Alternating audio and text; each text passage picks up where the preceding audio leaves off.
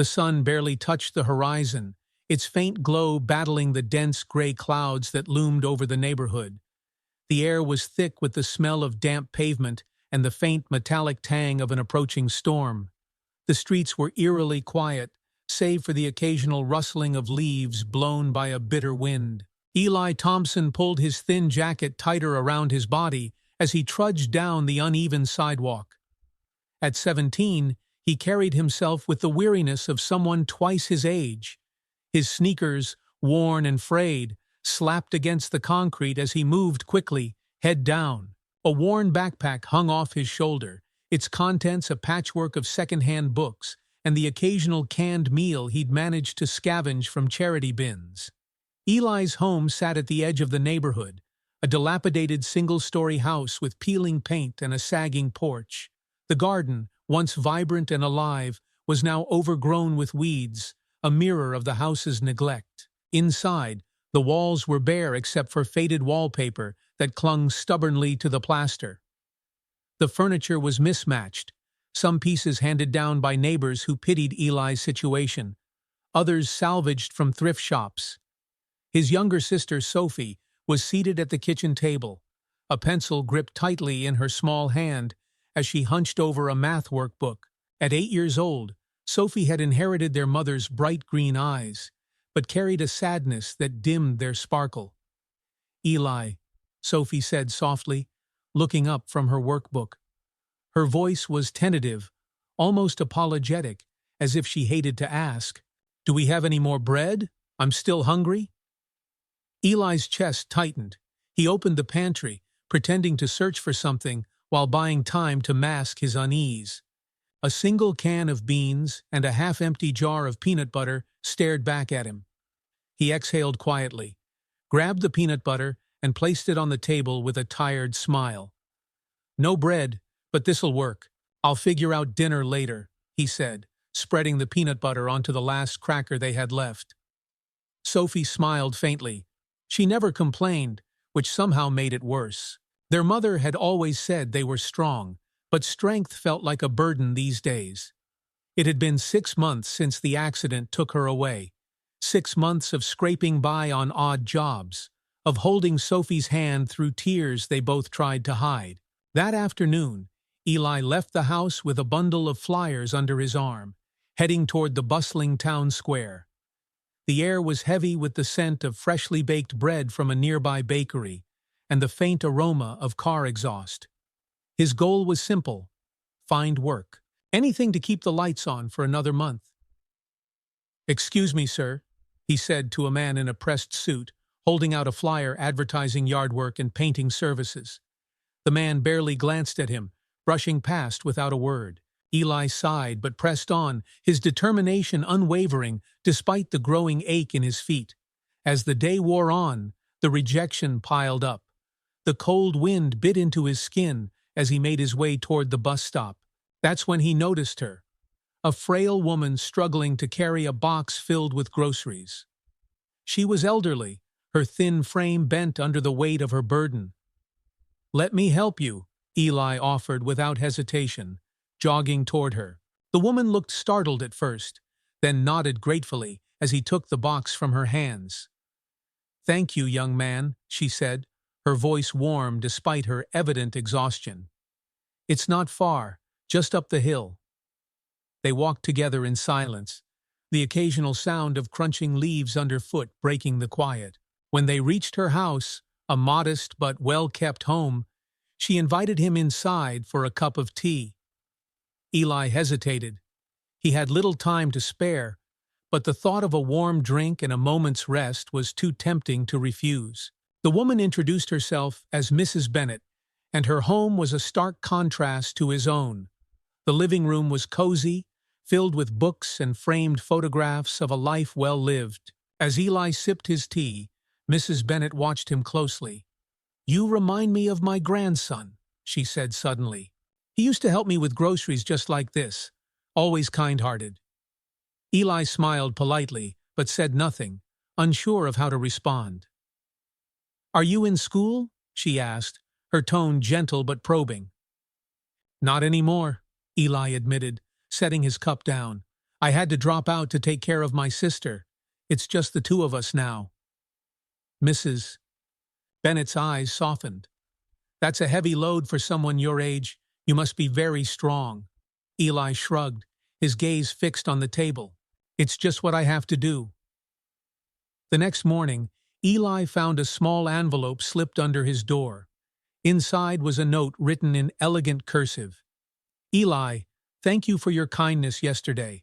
I've spoken to a friend who owns a landscaping company. He's willing to give you some work. Please call the number below. Mrs. Bennett. Eli's hands trembled as he read the note. He glanced at Sophie, still asleep on the couch with a blanket pulled up to her chin, and felt a flicker of hope stir in his chest. Maybe things can change, he whispered to himself, clutching the note tightly. The morning sunlight streamed through the cracked blinds of Eli's bedroom, illuminating the peeling paint on the walls. Eli sat on the edge of his bed, the note from Mrs. Bennett in his hands. The words felt surreal, as though they belonged to someone else.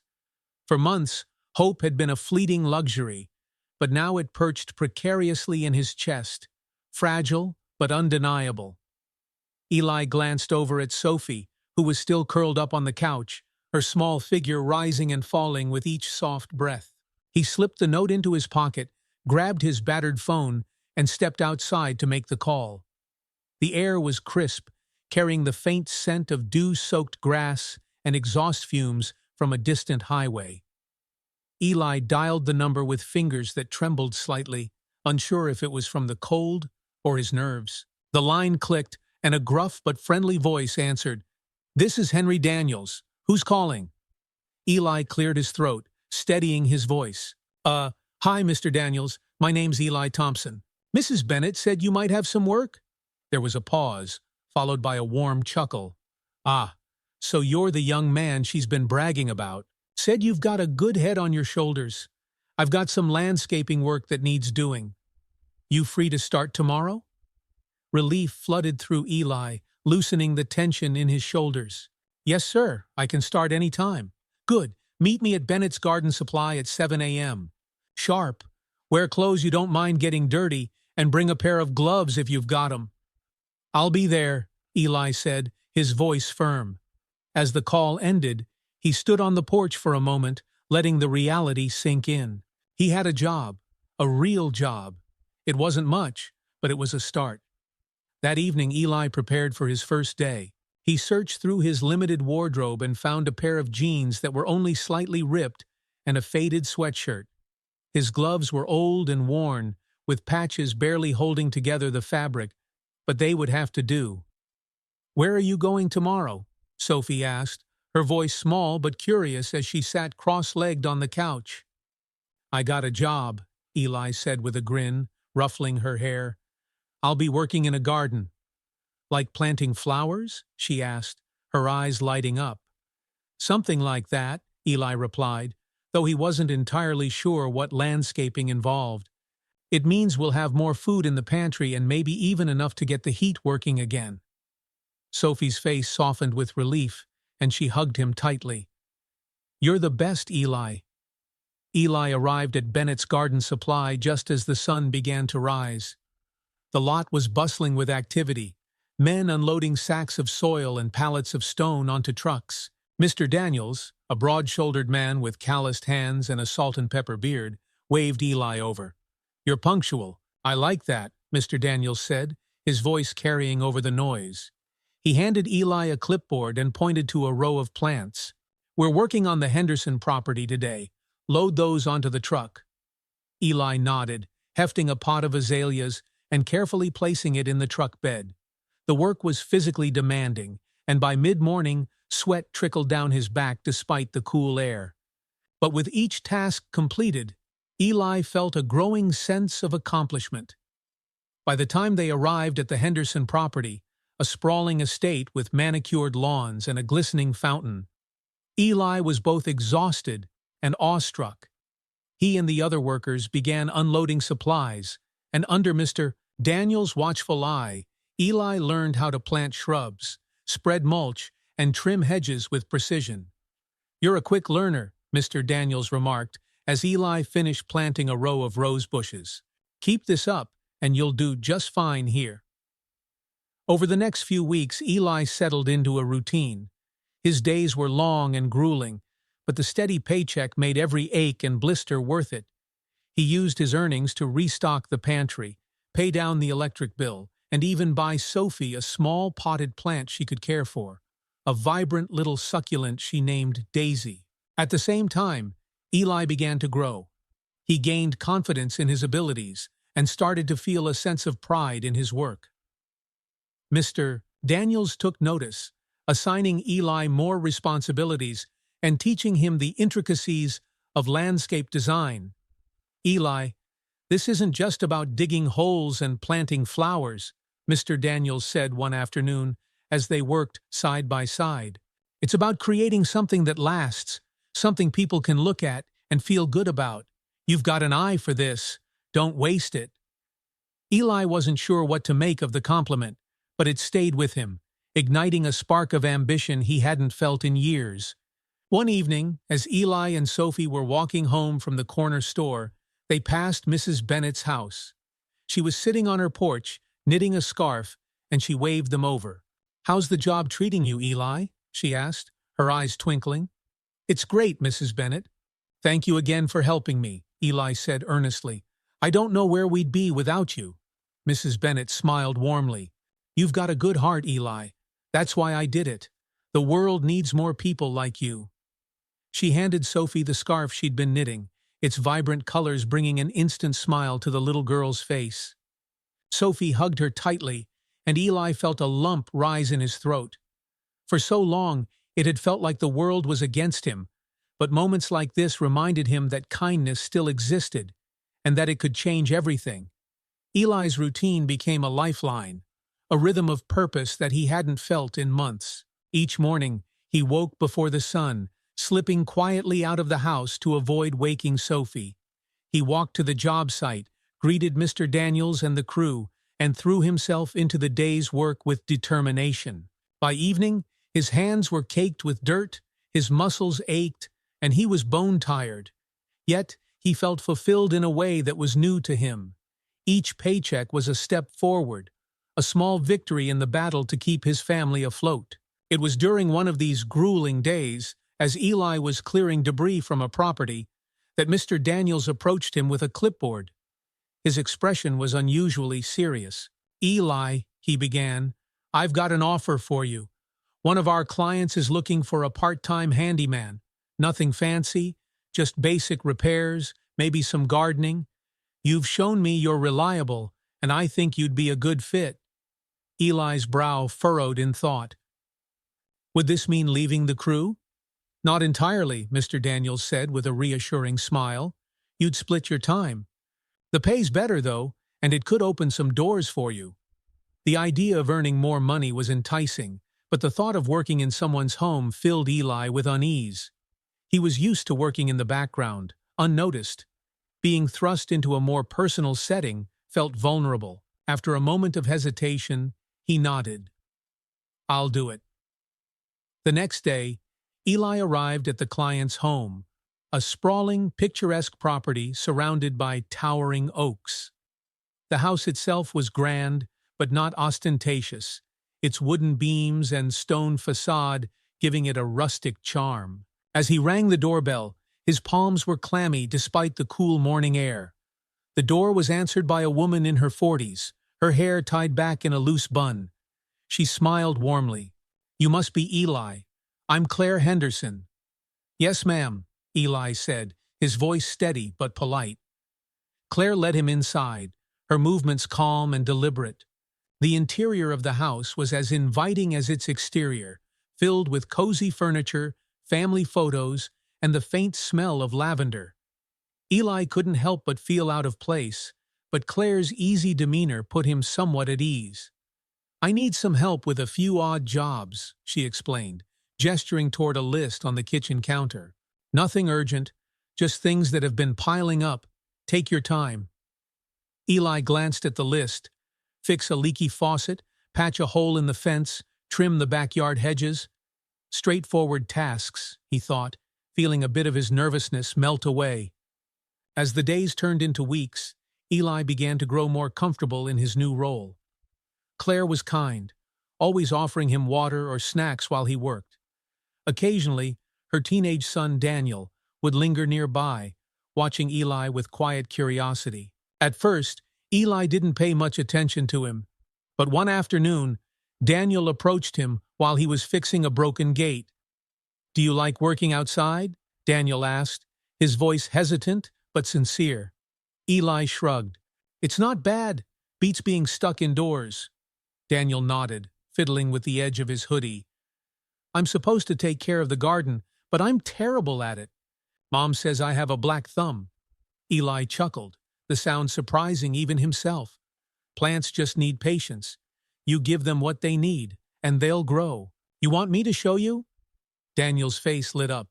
"Really? Yeah, that'd be great." The two spent the afternoon working side by side in the garden. Eli taught Daniel how to plant seeds, pull weeds without damaging the roots, and water evenly. By the end of the day, the garden looked tidier, and Daniel looked proud. "Thanks, Eli," Daniel said, a rare smile breaking across his face. "You're pretty cool for a gardener." One evening, as Eli packed up his tools, Claire handed him an envelope. "This is for your extra work," she said. "You've been a huge help around here." Eli hesitated, the weight of the envelope reminding him of the moment Mrs. Bennett had helped him. "Thank you, ma'am," he said, his voice soft. "You didn't have to." Claire tilted her head, studying him. "Eli, you've done more than just fix things around here. You've brought some life back into this place, and I think you've got potential for much more than this." Eli didn't know how to respond. He mumbled a quick thank you and left, the words lingering in his mind. More than this. Could there really be more? That night, back at home, Eli sat at the kitchen table with Sophie. She was drawing in a notebook, her face scrunched in concentration. He watched her for a moment, the flickering kitchen light casting soft shadows across her features. "Hey, Soph," Eli said, breaking the silence. "Yeah?" she replied without looking up. "What do you want to be when you grow up?" She paused, tapping her pencil against her chin. "An artist, maybe, or a teacher. I don't know yet." Eli smiled. "You can be anything you want, you know. Don't let anyone tell you different." She looked up at him then, her green eyes wide. "What about you? What do you want to be?" Eli froze, the question catching him off guard. He had spent so much time surviving that he had never stopped to think about what he wanted. "I don't know," he admitted, "but maybe it's time I figure that out." The next day, Eli returned to work with a new sense of determination. As he helped Mr. Daniels and his crew, he began asking questions about the designs, the materials, the business side of landscaping. Mr. Daniels seemed surprised but pleased by Eli's interest. "You thinking about sticking with this long term?" Mr. Daniels asked one afternoon as they loaded a truck with tools. "Maybe," Eli said thoughtfully. "I just want to learn as much as I can." "Well, you've got the right attitude," Mr. Daniels said, clapping him on the back. "You keep this up, and you'll go far, kid." Eli's days blurred into a steady rhythm of hard work and quiet reflection. The mornings belonged to Mr. Daniels and the crew, while the afternoons were spent at the Hendersons' house. He had grown comfortable with the duality of his routine, the physicality of landscaping, and the more personal touch of handyman work. It was exhausting, but the steady income was enough to keep the lights on, food in the pantry, and Sophie smiling. For now, that was all he needed. But there was a stirring in Eli, an unease that came with the slow realization that he might be capable of more. The words Claire had spoken lingered like an echo in his mind. "You've got potential for much more than this." One crisp morning, as Eli unloaded mulch from the back of Mr. Daniels' truck, the older man approached him with a piece of paper in hand. "I've been thinking," Mr. Daniels began, his voice gruff but kind. "You've been asking a lot of questions lately about the designs, the business. You serious about this work?" Eli paused, the sack of mulch heavy in his arms. Yeah, he said, setting it down. I think I am. Good. Mr. Daniels handed him the paper. There's a program at the community college. Night classes on landscaping design and management. It's nothing fancy, but it'll teach you more than I can out here. Eli stared at the flyer. The idea of going back to school, of sitting in a classroom surrounded by strangers, made his stomach twist. I don't know, Mr. Daniels. I've got Sophie to think about. And the money— Mr. Daniels waved him off. The classes are cheap, and I know the instructor. She's fair. You've got a knack for this, Eli. Don't waste it. The thought stayed with Eli all day, a persistent hum in the back of his mind. By the time he returned home that evening, the flyer was wrinkled from being shoved into his pocket, but he couldn't bring himself to throw it away. Later that night, Eli sat at the kitchen table, the flyer spread out in front of him. Sophie was fast asleep on the couch, her blanket tucked under her chin. The silence in the house was heavy, broken only by the faint hum of the refrigerator. Could he really do this? Eli thought about his mother, the way she used to encourage him when he was younger. You've got a good head on your shoulders, she'd say. Don't let anyone tell you what you can't do. But life had a way of stripping dreams bare, replacing them with the weight of responsibility. For years, Eli had convinced himself that surviving was enough. Now, for the first time in a long while, he wondered if it wasn't. The next morning, Eli tucked the flyer into his backpack before heading to work. He wasn't ready to commit, but he wasn't ready to let the idea go either. At the Henderson house, Eli continued his work with quiet diligence. Daniel had started joining him in the afternoons, eager to learn more about gardening. Together, they transformed the backyard into a vibrant space, each plant and flower carefully chosen and arranged. You've got a good eye, Eli said one day, as Daniel planted marigolds along the garden path. This looks better than anything I've done. Daniel grinned, his face flushed with pride. Thanks. Mom says it's because I'm finally listening to someone who knows what they're doing. Eli laughed, the sound genuine. Maybe. Or maybe you just needed a little patience. As the weeks passed, Eli found himself growing attached to the Hendersons. Claire treated him like family, always offering kind words and a hot meal. Daniel looked up to him, their bond deepening with each shared afternoon in the garden. It was a stark contrast to the isolation Eli had felt for so long. One evening, as Eli finished trimming the hedges along the Hendersons' driveway, a sleek black car pulled in. A man in a sharp suit stepped out, his presence commanding. He looked at Eli, then at the house. "Excuse me," the man said, his voice smooth but distant. "Is Claire home?" Eli nodded, setting down his tools. "She's inside. Want me to let her know you're here?" The man hesitated, then shook his head. "No, I'll go in. Thanks." Eli watched him walk toward the house, curiosity flickering in his mind. Something about the man felt out of place, like he didn't belong in the warmth of the Henderson home. Later, as Eli packed up his tools, Claire stepped outside. Her expression was tight, her usually warm demeanor replaced by something more guarded. "Everything okay?" Eli asked. Claire smiled, but it didn't reach her eyes. "Just some family business. Nothing to worry about." Eli nodded, though the encounter lingered in his mind. That night, Eli finally made up his mind. He sat at the table, filling out the application for the landscaping program. The questions were simple, but each one felt like a small victory, a step towards something more. Sophie woke up halfway through, rubbing her eyes as she shuffled to the table. "What are you doing?" she asked, her voice groggy. "Just trying something new," Eli said, smiling at her. Sophie leaned against him, her small hand resting on his arm. "You're really good at plants, Eli. I think you'd be the best at whatever this is." Eli swallowed hard, her words filling him with a determination he hadn't felt in years. "Thanks, Soph. That means a lot." The next week, Eli started his first class. The room was small, filled with people from all walks of life. Some were seasoned workers looking to advance their skills. Others were like Eli, just starting out, unsure of where this path might lead. As the instructor began her lecture, Eli felt a spark of excitement. She talked about soil composition, plant life cycles, and the art of designing spaces that felt alive. For the first time in years, Eli allowed himself to imagine a future beyond survival. The night air was cool as Eli stepped off the bus, his backpack slung over one shoulder. His first class had ended hours earlier, but the excitement still buzzed in his chest.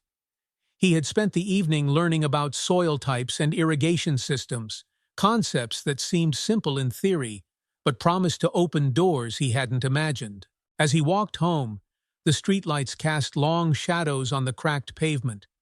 The distant hum of a passing car broke the silence, and Eli found himself replaying the instructor's words in his head. He wanted to share what he'd learned with Sophie, to tell her that things were changing, that he was changing. But when he opened the front door, the warmth of the evening dissolved into the cold reality of their home. Sophie sat at the kitchen table, her face tight with concentration as she scribbled in her notebook. The flickering bulb overhead cast uneven light across the room. "Hey, Soph," Eli said, setting his backpack down. She looked up, her face brightening momentarily before she frowned. "The electricity went out for a bit earlier," she said. "It's back now, but the fridge was acting weird." Eli's heart sank. The electric bill had been paid last month, but only just. He knew it was a temporary fix, a bandage over a wound that needed stitches. "I'll check it tomorrow," he said, ruffling her hair. "How's homework?" "Okay," Sophie replied, though her tone was flat. "I got stuck on fractions." Eli pulled out a chair and sat beside her. "Let me help." As they worked through her homework, Eli couldn't shake the growing weight on his shoulders. Between his classes, the job at the Hendersons, and his work with Mr. Daniels, he was stretched thin. But the thought of giving up wasn't an option. Sophie needed him, and he had made a promise to himself, to her, that things would get better. The next morning, Eli arrived at the Henderson house, his body aching from lack of sleep. Claire greeted him with her usual warmth, but there was an edge to her smile, something distant in her eyes. "Morning, Eli," she said. "There's a list of tasks on the counter. Start with the backyard, please." Eli nodded, setting to work trimming the overgrown hedges near the garden. Daniel joined him after a while, his usual chatter subdued. "Everything okay?" Eli asked, pausing to wipe the sweat from his brow. Daniel shrugged, avoiding eye contact. "It's just, my uncle is here. He and Mom argue a lot." Eli remembered the man in the sharp suit from the week before, and nodded. "Family stuff can be tough." Daniel sighed, leaning on the rake he was holding. "Yeah, he thinks Mom's too soft. Says she lets people take advantage of her." Eli felt a pang of discomfort, unsure of how to respond. "Your mom's good to people," he said carefully. "That's not a bad thing." Daniel nodded, but said nothing more. The tension lingered as they worked, the once comfortable silence now heavy with unspoken worries. By the end of the week, Eli was running on fumes. His classes demanded more time than he had anticipated, and the combination of work and study left him exhausted. One evening, while working at the Hendersons, his fatigue caught up with him. He had been asked to replace a wooden slat on the back fence, a straightforward task he could normally handle with ease. But as he hammered the nail into place, his hand slipped. The hammer struck his thumb, sending a sharp pain shooting through his hand. "Damn it," Eli muttered, clutching his thumb as blood welled up. Claire appeared moments later, her face etched with concern. "Eli, are you okay?" "It's nothing," he said quickly, though the pain was evident in his voice. "Let me see," she insisted, leading him inside. She cleaned the wound with practiced care, her hands steady, but her expression troubled. "You've been pushing yourself too hard," Claire said softly. "It's okay to slow down, Eli." Eli looked away, the words striking a nerve. "I don't have time to slow down. There's too much to do." Claire sighed, her gaze searching his face. "You remind me of my late husband," she said after a pause. "He was always trying to carry the world on his shoulders. But you can't do everything alone, Eli. You have to let people help you." The vulnerability in her voice caught Eli off guard. He nodded but didn't respond, unsure of how to accept her kindness without feeling like he was taking advantage of it. That night, Eli returned home to find Sophie already asleep. He stood in the doorway of their small living room, watching her chest rise and fall with each breath. The weight of his responsibilities pressed harder than ever, and for the first time in a long while, doubt began to creep in. What if he wasn't enough? The next morning, as he walked Sophie to school, her hand gripping his tightly, she chattered excitedly about a project she was working on. But Eli's mind was elsewhere, consumed by thoughts of bills, work, and whether he had the strength to keep going. "Eli," Sophie said, tugging on his hand. "Are you listening?" "Yes, Soph," he replied, forcing a smile. "I'm listening." She frowned, but didn't press further. Later that day, Eli arrived at work to find Mr. Daniels waiting for him, a concerned look on his face. "Eli, take the day off," Mr. Daniels said firmly. Eli blinked. "What? Why?" "You're running yourself ragged, kid.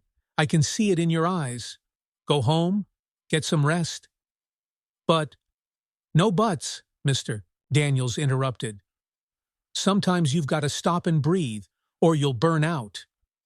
Eli wanted to argue, but the truth was, he didn't have the energy. He nodded reluctantly, thanking Mr. Daniels before heading home.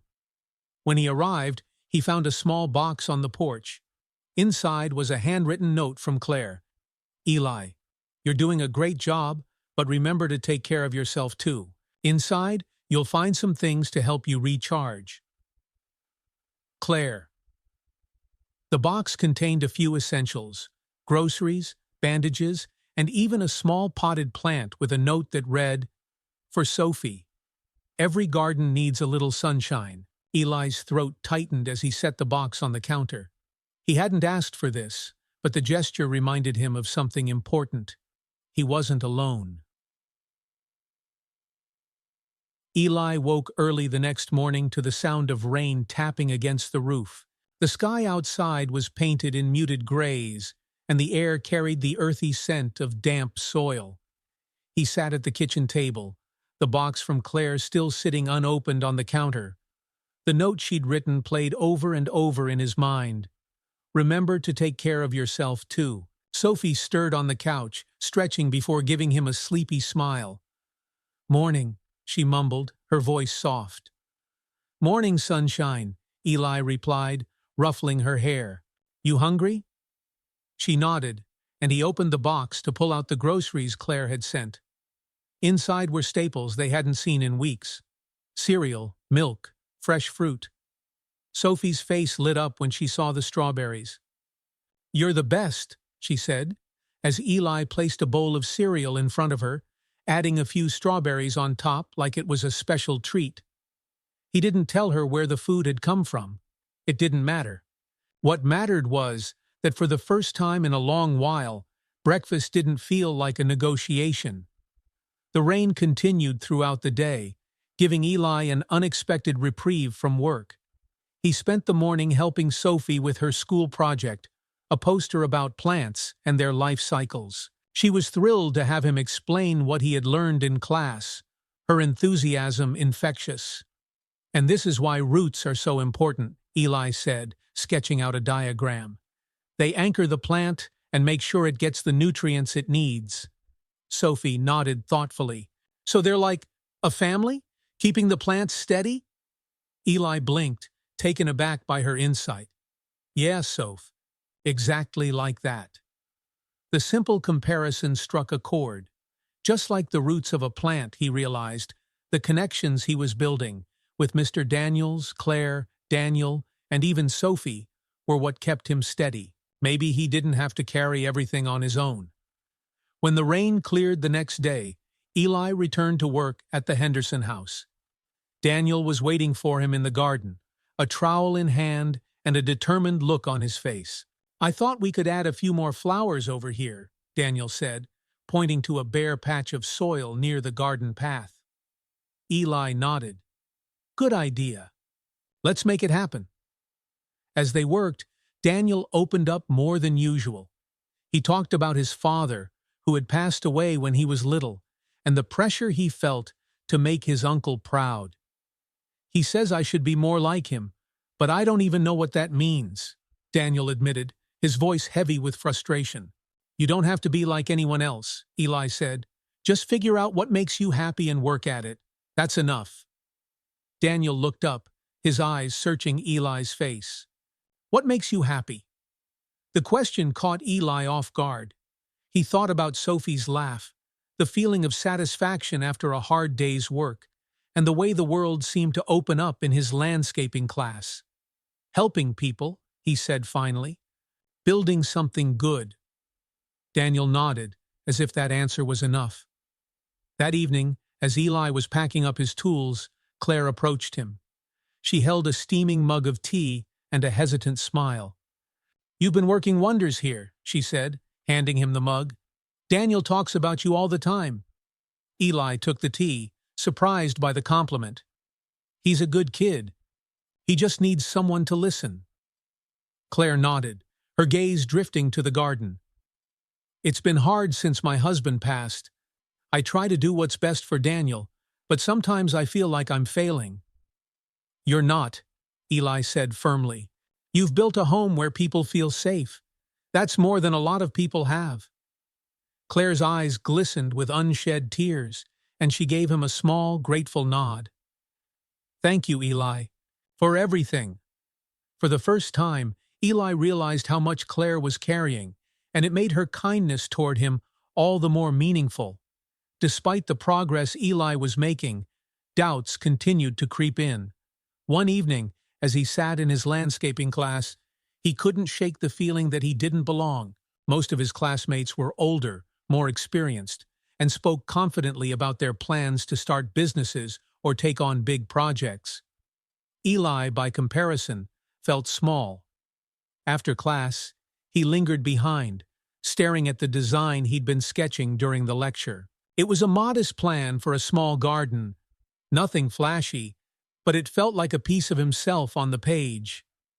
Eli, the instructor said, approaching him, you've got a good eye for design. Have you considered entering the community project competition? Eli blinked. Competition? She nodded. Every semester, students submit designs for a community space. The winner gets funding to bring their vision to life.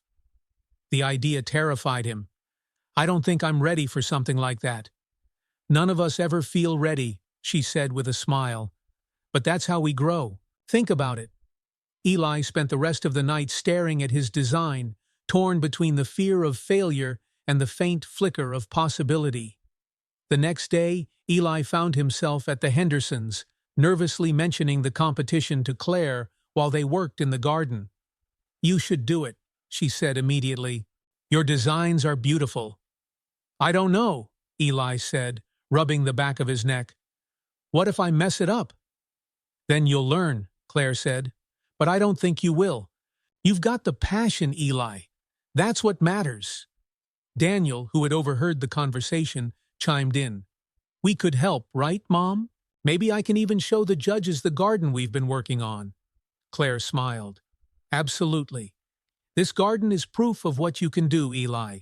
Believe in yourself as much as we do. Eli looked at them, their encouragement warming the places where doubt had taken root. Maybe, just maybe, he could do this.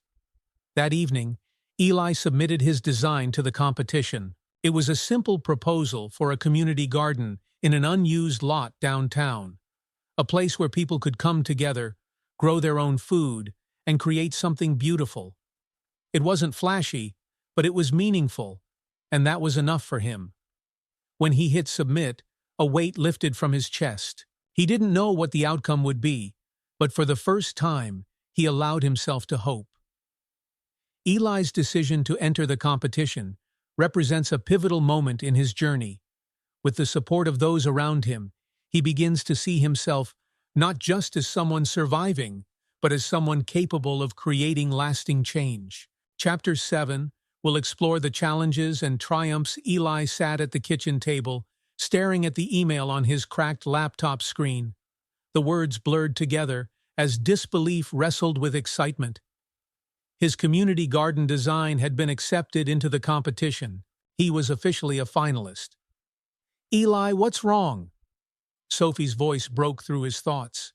She stood beside him, her green eyes wide with curiosity. "Nothing's wrong," he said, a slow smile spreading across his face. "Actually, something's right. Really right." Sophie leaned over his shoulder, trying to read the email. "You got in?" "I got in," Eli confirmed, his voice tinged with awe. "They're giving me a chance to bring my design to life," Sophie squealed, throwing her arms around him. "I knew you'd do it. You're amazing." Eli hugged her back, her excitement bolstering his shaky confidence. But as she ran off to tell their neighbors, doubt began creeping in again. The competition wasn't just about submitting a design, it was about executing it. He'd need help, resources, time, and support he wasn't sure he had. The next day, Eli shared the news with Claire and Daniel while working at the Hendersons' garden. Daniel's face lit up with excitement, and Claire clapped her hands together in delight. "That's incredible, Eli," Claire said. "What do you need to get started?" Eli hesitated. "I'm not sure yet. They'll provide some funding, but it's up to me to organize everything. Materials, volunteers, the works." "Well, you're not doing it alone," Claire said firmly. "We'll help however we can."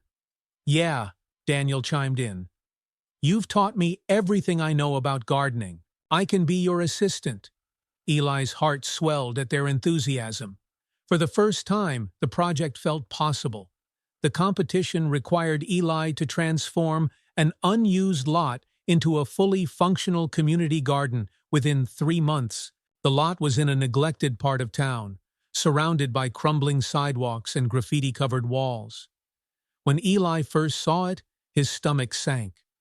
The space was overrun with weeds, and piles of trash were scattered across the dirt. But as he stood there, he began to see potential. The way sunlight hit the ground just right, the sturdy fence that could be repaired, the possibility of life springing up where there was now only decay. Eli posted flyers around the neighborhood, asking for volunteers. At first, only a few people showed up. Claire, Daniel, and Mr. Daniels among them. They worked tirelessly to clear the trash and prepare the soil, but the lot still looked bleak. Then, something remarkable happened. Mrs. Bennett arrived one morning with a group of her friends, each carrying gardening tools and homemade lemonade. "We heard you needed help," she said with a wink. Word spread, and more neighbors began showing up, some bringing tools, others offering their labor or donations. Eli watched in awe as the project took on a life of its own. People who had never spoken to one another were now working side by side, laughing and sharing stories. Despite the growing support, the project wasn't without its challenges. One afternoon, Eli received an email from the competition organizers notifying him that the funding had been delayed. Without the money, they couldn't afford the plants, irrigation systems, and tools they still needed. Eli sat on the edge of the lot, his head in his hands.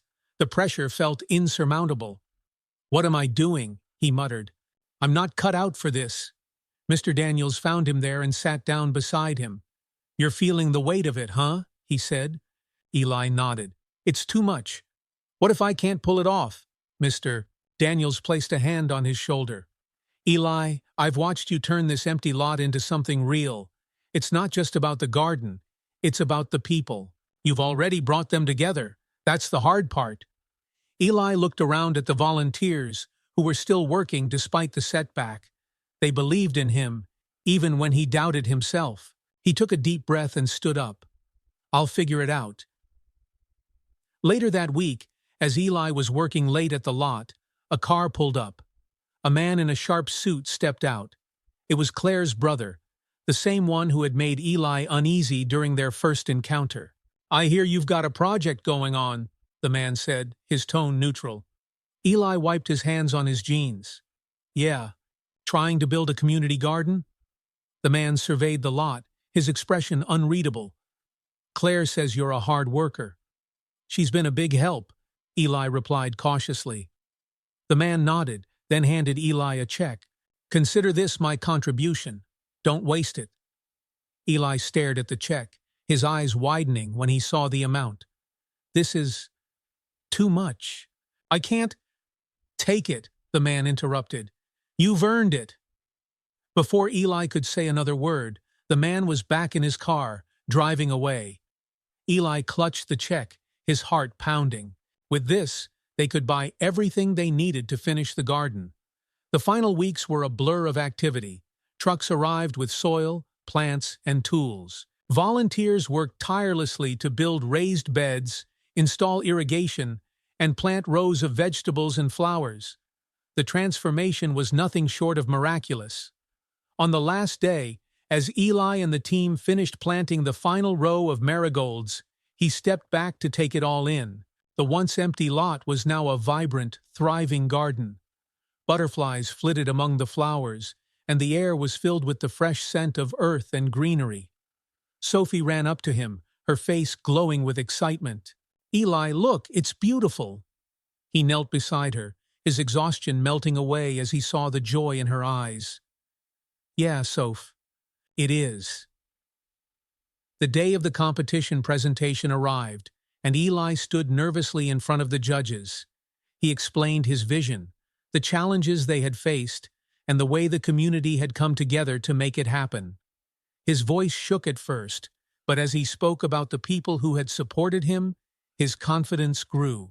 When the judges visited the garden, they were visibly impressed.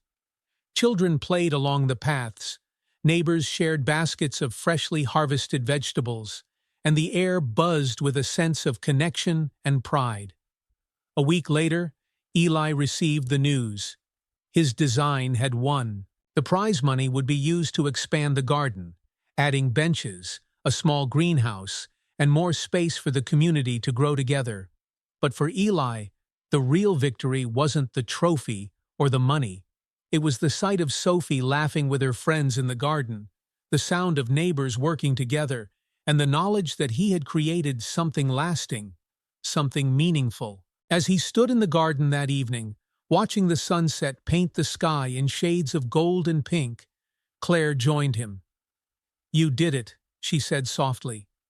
We did it, Eli corrected, a smile tugging at his lips. All of us. Claire nodded, her gaze warm. This is just the beginning, Eli. You're capable of so much more than you realize. For the first time, Eli believed her. The garden stood as a beacon of hope in the heart of the neighborhood. Where once there had been decay and emptiness, now there was color, life, and a sense of belonging.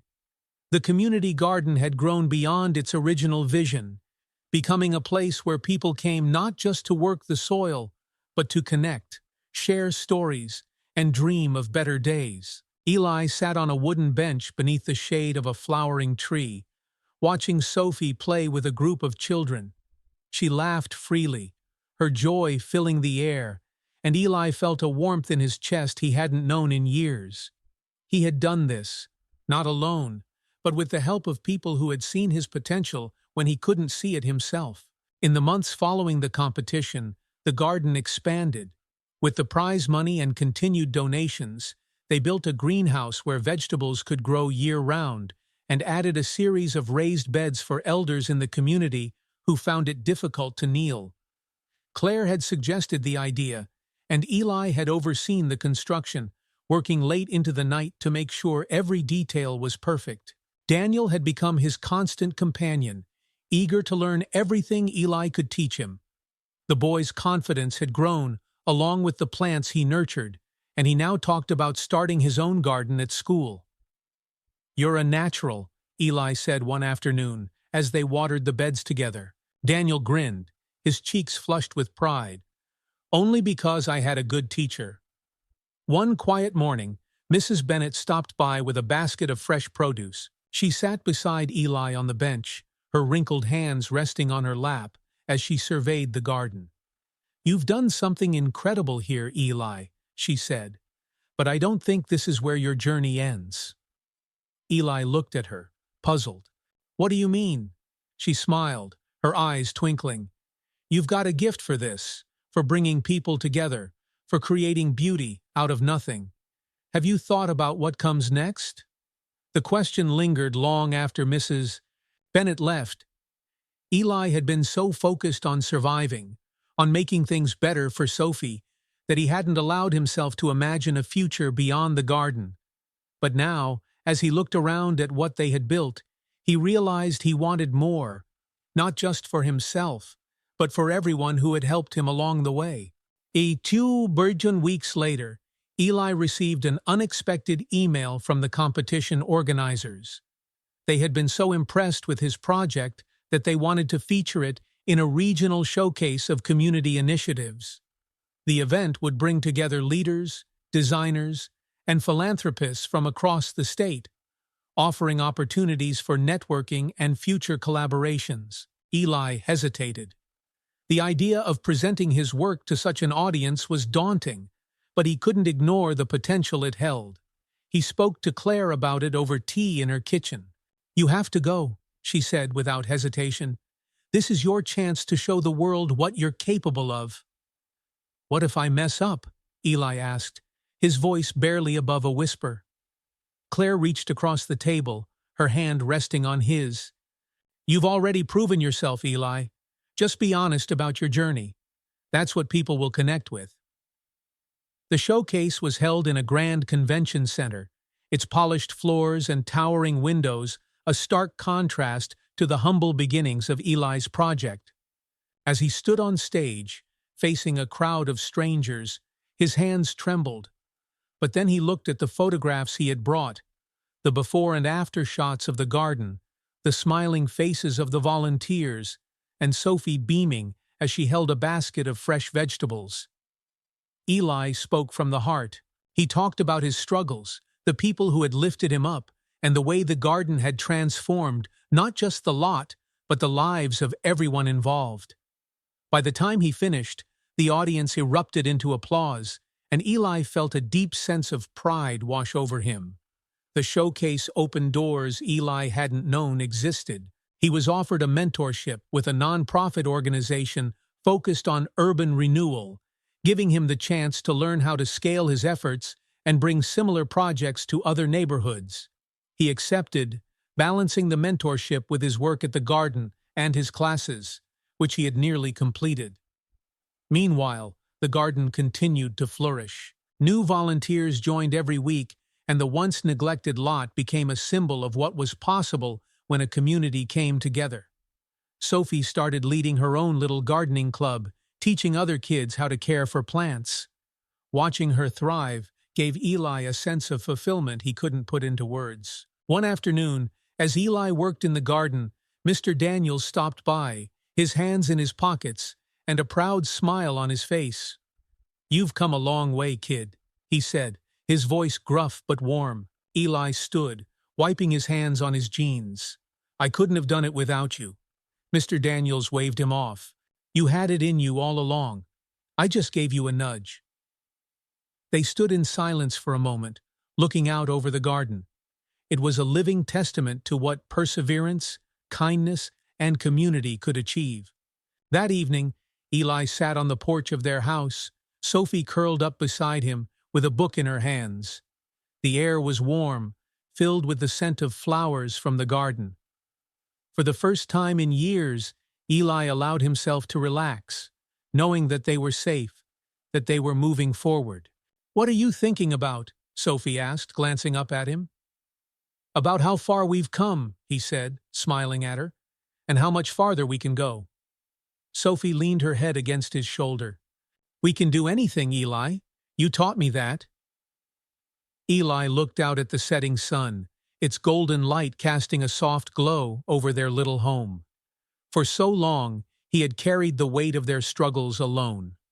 But now, with roots firmly planted and hope blooming all around them, he knew they were ready to grow.